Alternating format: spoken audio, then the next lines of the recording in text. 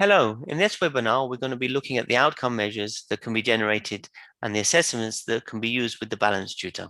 Okay, so what we have here on the screen is an example of a gait analysis report. So built in within the BalanceTutor, we have gait analysis. So you have within the software, you allow the patient to walk at their comfortable, if you like, or steady, comfortable speed, and then you'll get a printout looking at the various phases within the gait cycle and comparing the left to the right sides, and that's very easy to print out and then use within the patient records or attach as PDFs as well to the patient record. In addition, we have what we call a reactive response loss of stability test, okay? So very much with a traditional loss of stability test where you're given a particular target and you're in various directions and you're told to try and reach the target. And that way you can see, how much of a travel in your center of pressure you can do before you actually are forced to do a step. And that gives you some outcome measure. But that's very much looking at a voluntary weight shifting task, okay?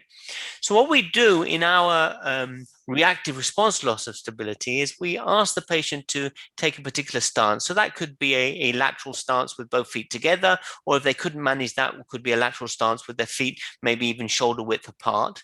And then we work up the intensity of perturbation just prior to them doing a compensatory step.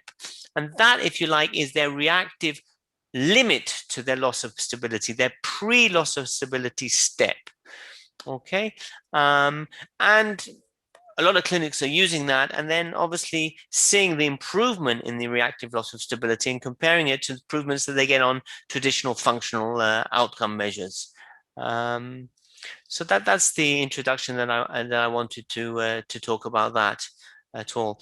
But I know you've had a lot of experience with objective tools in the past with COP, with your Neurocom, and also with functional outcome measures as well. Correct? So that's correct. Correct. If you have a Neurocom, which we do, the limits of stability test is great to give initially and to check up to see how they're doing after you do some rehab. So the limits of stability test is good. We do, when you assess somebody for a fall risk, we know that nationally they have set outcome measures that you should do.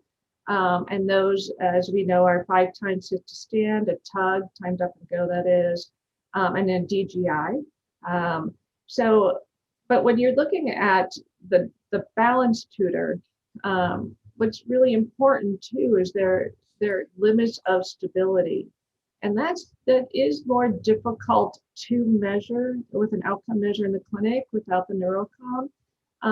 However, you can note where they are having a difficult time.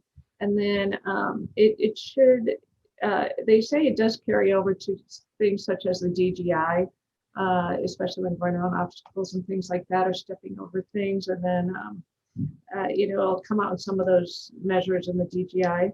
I know our clinic also uses the Tinetti, which is a combination of the Berg and the DGI. It's a balance test. But yes, the limits of stability to me is key.